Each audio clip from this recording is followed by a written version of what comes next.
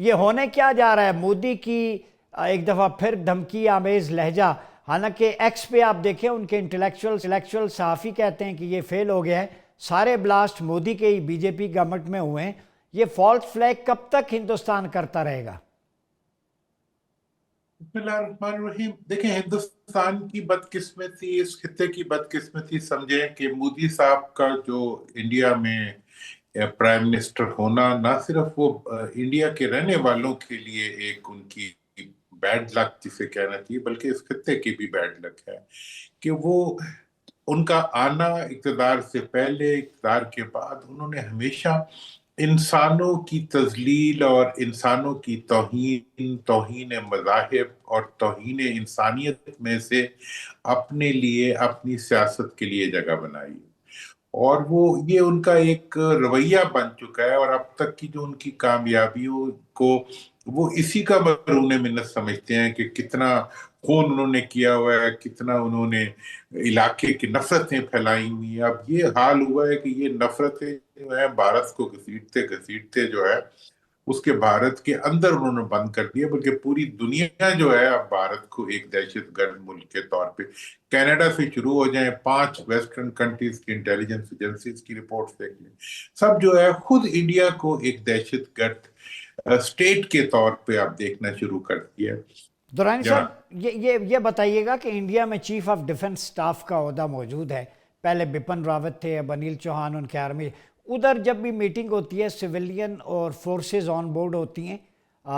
پاکستان میں اگر دونوں ایک پیج پہ ہوں، لوگوں کو تکلیف کی ہوتی ہے چیف آف ڈیفنس فورسز کا عہدہ، تو ہندوستان اپنی جتنی تیاری کرے، جو عہدے وہاں پہ چلیں، وہاں پہ وہ نیشنل انٹرسٹ ان کا سپریم ہے، تو ہمارے ہاں آوازیں کیوں بلند ہوتی ہیں اگر بنیاد مرصوص کے بعد ایک یونٹی آف کمانڈ، ایک ظاہر ہے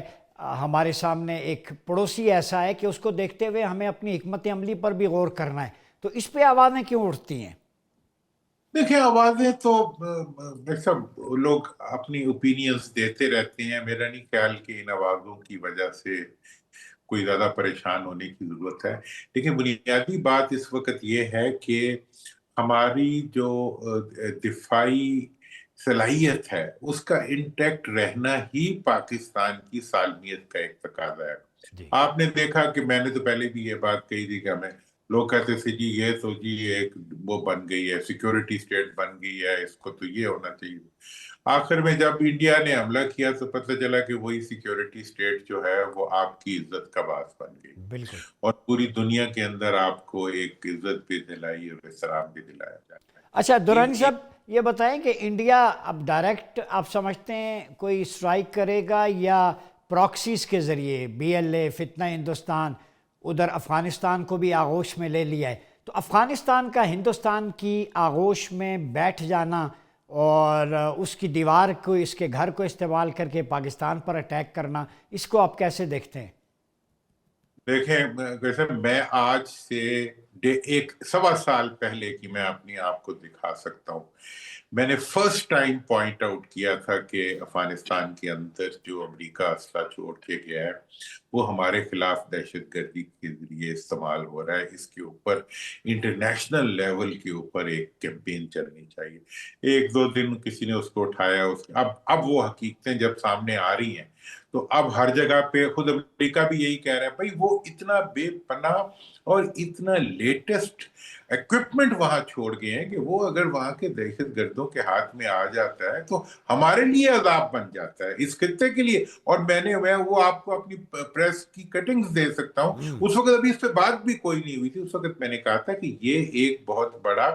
چیلنج ہے نہ صرف پاکستان کے لیے بلکہ اس خطے میں موجود تمام ممالک کے لیے، کہ وہ اسلحہ جو ہے وہ اگر کسی قسم کی دہشت گردی کے لیے استعمال ہوا تو ہمارے لیے ایک مشکل ہو جائے گی۔ لہٰذا انڈیا کا جہاں تک اس وقت تعلق ہے، انڈیا کو ایک بڑا اچھا سبق مل چکا ہوا ہے ماضی قریب میں۔ اب توقع تو ذی عقل انسان سے یہی ہونی چاہیے کہ وہ ایسی کسی لیسن لینے کے بعد لیسن سیکھ لے، اور وہ لیسن جو تھا صرف کوئی ہماری طاقت کا نتیجہ نہیں تھا، وہ ان کی حماقت کا نتیجہ بھی تھا، اور وہی حماقت اگر وہ دوبارہ کریں گے تو ویسا ہی نتیجہ پائیں گے۔ मैं इंडिया के बारे में बहुत मुश्किल से प्रिडिक्ट कर पाता हूं, क्योंकि एक इनसेन लीडरशिप की मौजूदगी की वजह से इंडिया के बारे में कोई सेन स्टेटमेंट देना भी बड़ा मुश्किल होता है, क्योंकि वो एक सही दिमाग किस्म की वहां की आदत नहीं है। लिहाजा उन्होंने तो अपनी बुनियादों को खुद ढाना शुरू कर दिया है। खुद इंडिया को इतना नुकसान आप माजी में कभी किसी ने नहीं पहुंचाया जितना उन्होंने, मोदी साहब ने खुद अपने आप की वजह से इंडिया को पहुंचाया है। लिहाजा हमें अलर्ट रहना चाहिए, पूरी कौम को मुत्तहिद रहना चाहिए, और एक एक दीवाने हमसाए की मौजूदगी में, जो कि एक बहुत बड़ी ताकत भी है, मुआशी ताकत है, जंगी ताकत है, जनूनी ताकत है, ऐसी ताकत के मुकाबले में पूरी कौम को मुत्तहिद होना चाहिए। और इस वक्त तो एक यकजहती की फिजा बननी चाहिए मुल्क में। इंडिया का थ्रेट जो है वो थ्रेट वो नहीं है, फेक नहीं है, इट्स ए रियल थ्रेट। उस रियल थ्रेट के मुकाबले में हमें एक रियल यूनिटी का मुजाहरा करना चाहिए, और उस यूनिटी के अंदर जो पॉलिटिकल डिवाइड्स हैं, हमें उन्हें खत्म करते हुए हमें एक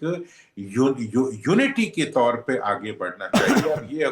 की जिम्मेदारी अच्छा है। दुरानी साहब, पहले भी वो रात की तारीकी में शब खून मारते रहे, अब सुना है कि कोई मीटिंग्स वगैरह भी मोदी साहब ने बुलाई हैं, डिस्कशन हुई है, तो आप क्या समझते हैं, रात की तारीकी में भी कोई शब खून मारने का इरादा है इंडिया का? नवंबर में बिहार का इलेक्शन, अब उसके नताइज हैं, वो भी हाथ से निकल रहा है, अलहदगी की तहरीकें, खालिस्तान है, तो क्या देख रहे हैं आप, उनसे क्या तवक्को है आपको? इंडिया की लीडरशिप जो है ना, वो तो है ही अब अंधेरी रात की मुसाफिर, क्योंकि उनकी सियासत का भी एंड हो गया है, और उनकी जो एक फेक उन्होंने अपनी मिलिट्री माइट का जो एक इमेज बनाया हुआ था पूरी दुनिया के वो ऊपर, वो राख भी का अब, ढेर बन गए।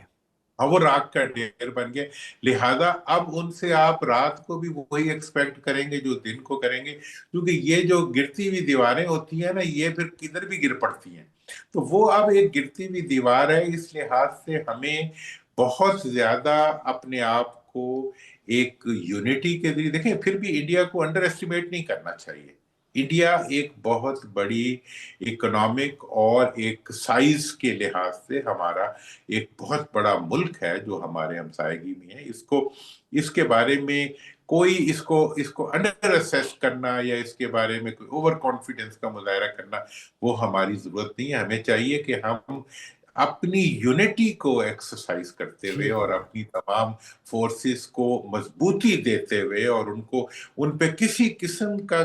कॉम्प्रोमाइज ना करें, और बिला वजह इश्यूज में इंडल्ज ना करें अपनी क़यादत को, बल्कि उन्हें कॉन्फिडेंस दे के हम मुल्क के दिफा के लिए उनके तमाम इकदामात को भी सराहें और उनकी मजबूती का सबब बने, अपने सबब बच्चों बने को उनके अटैचमेंट करें। फौज को, बिल्कुल दुरानी साहब आपने ठीक कहा कि उनको अपना काम करने दें, वो फोकस्ड रहें। एक कमीने दुश्मन से हमारा पाला पड़ा है, हिंदुस्तान से यकजहती, यूनिटी, बुनियानो मरसूस बनना होगा। बहुत शुक्रिया मोहम्मद अली दुरानी साहब, आपके वक्त का